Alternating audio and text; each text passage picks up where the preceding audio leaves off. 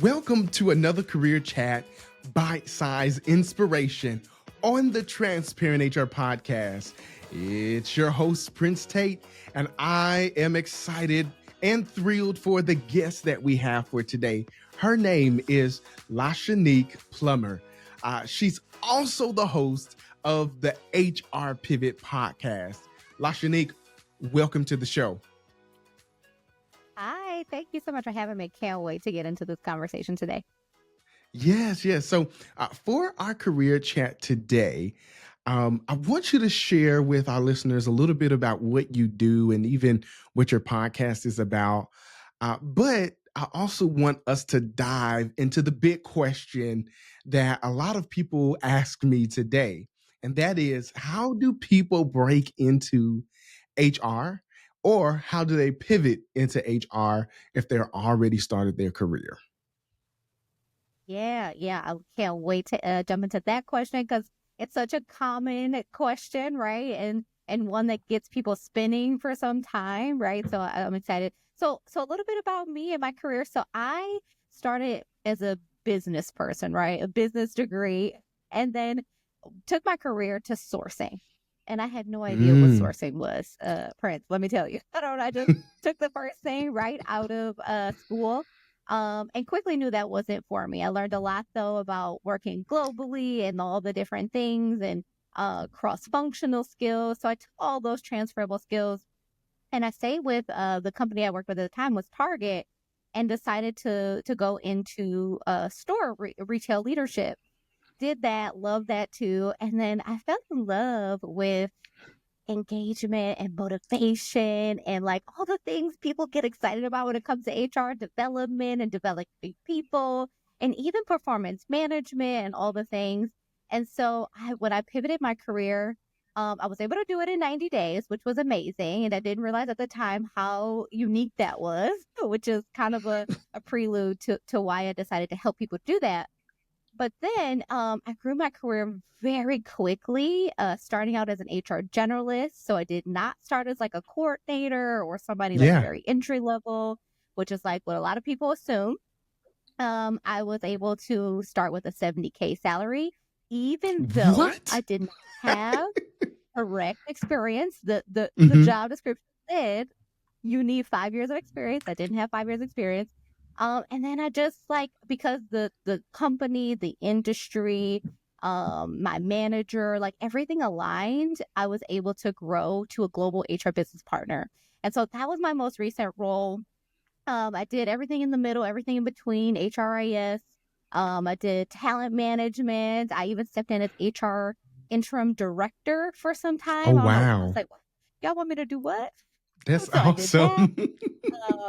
awesome. Which, 0 out of 10 recommend and 10 out of 10 recommend, because you learn a lot when you step in as an interim person, but also, Yeah. there's a lot to do when you're stepping up. And at that point, I only had 2.5 years of HR experience. So my role now, to answer your question, my role most recently that I was in global HR business partner, it just means that I partnered with executive leaders to make sure the business is running smoothly, right? And that means I touch a lot of different things, which is how do people onboard? How do people get hired? How do people be successful in their roles? Org change, anything in between. We're a little more than just benefits. I know a lot of people are like, HR does just benefits. And do any of, of course, any of the exits or anything in between there. And so what I love about HR business partner is you get to problem solve. Okay. You get to solve all the business problems, and then also make sure that the people are taken care of while you're solving those business problems. And so there's nothing more satisfying than that for me. It's to be able to say, I got a business issue, but also I got to make sure I'm thinking about the people during this business change, right? It can be so many different things. It could be from changing the performance objectives for the year all the way. We need to rethink our whole business and the innovation of our business to keep up with our customers, to keep up with whoever, right? And so that's what I would say a little bit about me and about what I do. So yeah, I would love to answer the question too, but let me know I'll pause there first. Let me know if there's anything else. Yeah. So how did you make that transition in you talked about less than 90 days getting into an HR generalist role where you per se did not qualify for the role, didn't have the Yeah. experience. And guess what? I'm going to tell you this. I have somewhat the same experience. So I started my career journey as an intern in 2018 and made my way just working, doing everything that organization wanted me to do in a generalist space. And I was still in college and I ended up getting a full-time position in an HR generalist role. Oh. And so, we have a lot in common there in Oh. how we started our career journey. But how did you do that with I won't say no experience, but with minimal experience? Again, you talked a little bit about transferable skills. So tell us, Mm. and for that person that is already working, what advice would you give them to say, hey, this is how you can get into HR? Yeah, for sure. Yeah, I love this question so much.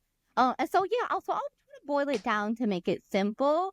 I do think overall I recommend if you're interested in HR, this is the first thing I just want to say. If you're interested in HR, and a lot of people, there's something that tugs at their heart, tugs at their soul to be in HR because they want to help people. I just first and foremost is one, like once you make the decision, know that you can make it happen, right? Like come from that energy, like I can make it happen and I'm committed to it. Even if it, for me specifically, and maybe it might not take 90 days, but I'm going to make it happen, right? So that's first and foremost. And I think that was part, like if I had to start with like what was probably the biggest thing for me was mindset in terms of this is what I want to do and I'm going to make it happen. Because when I did come up against people who told me that I couldn't make it happen, it might also be the Mm. Detroit in me because I was like, watch me work, okay? So it's a little bit of the Detroit grit where it's like, okay, I can make it happen. I'm not going to I don't have to take a 50K, which would be a significant pay cut. I don't have to do these things. I'm gonna see how I can make it work. So that would be the first thing I'd say. The second thing I would say is that also believing, and we'll work through it with the impact model. We'll work with it with some other suggestions as well. But also, I want you to, even if you don't believe me, I'm going to try to help you believe this, that any skill that you have today can be utilized in HR. Full stop. Any skill you have can be utilized in HR and is valuable to HR. Give So us an example of one skill that you would say that people I don't would won't love think to. about. Yes. So one thing that we do in HR all the time, change management, big word, right? Big scary word. And I know people are like, change management experience. Hold up, let me help you out.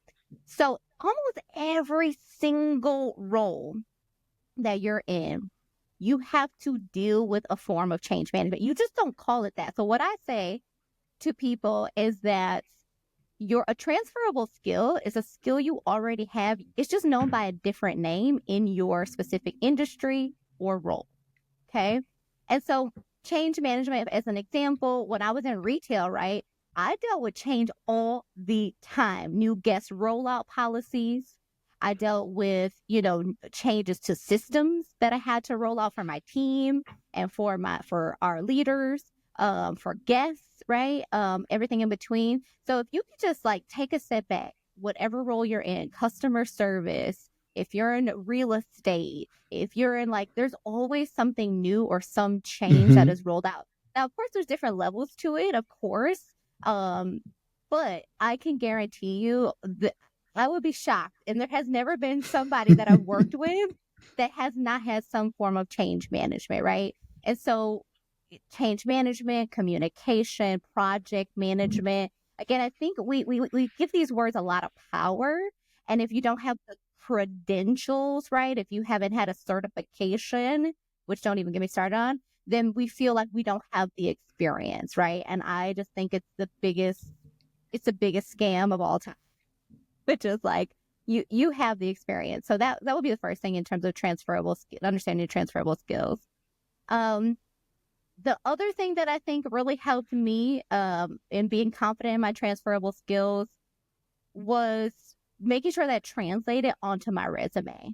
right? And so, Mm. especially in today's market, you have to have a very magnetic resume, but also your resume can't be, and I know this is going to go against everybody, but it cannot be the regurgitation of a job description. I shouldn't be That's able to good. take that resume and drop it on somebody else's desk, and I don't know that it's Prince, right? I don't know that it's someone that is specifically unique to you. So you have to be able to find that unique combination that makes you you. For example, um, I had I had a client who talked about when we spoke together, she would talk about how she was passionate about mentorship. She was passionate about like X, Y, and Z. And then when I looked at her summary on her resume, I was like, where is that? Yeah. Where It didn't is it? reflect it. It didn't reflect. And I can, like most people, their resume them and the real them, they usually are not matching. And I'm like, I don't know who Wow. you really are. I don't know who you Mm. actually are. I see a job description. I call it the kitchen sink. I see a kitchen Yeah. sink of a job description, but I don't see you. Where are you, Wow. boo? So So making yeah, sure that your resume reflects who you are as a person and yeah, infusing it. Yeah, it's a lot of tools out here nowadays, especially in 2025, to help with resume building. But some of those tools cannot help you or to really pitch yourself and say, hey, this is who I am. Right. yeah, yeah, So, yeah, th- absolutely. And I think AI is such a great tool. To your point, like AI is such a great tool. But yes, I do find people getting themselves lost in the AI tools as well. So you kind of gotta like be able to pull that out. The last thing I'll share, well, there's two other things I would say in terms of the pivot, but the third one is not being afraid to network in 2025. Right now, 300 plus applications per role, if not more. mhm, If you really want to get ahead and you want to actually be put ahead of the people in those yeah, piles, then you can't be afraid of networking. That's how I landed networking my is first key. role. I can't, that's how I landed my first role. It was purely networking. I went Purely to an event. networking. That's awesome. I found someone on LinkedIn, a stranger. She referred me to an event. I went to the event. I found a recruiter. The recruiter remembered That's me and got my awesome. first. So That's so that awesome. was part of my story as well. And then the interview skills in 2020, like, so a little different from when I pivoted, I would say. Interview skills have been elevated quite a bit, or the need to have a very sophisticated interview Hmm. skill set has elevated in Yeah. 2025, purely for, I think, many reasons.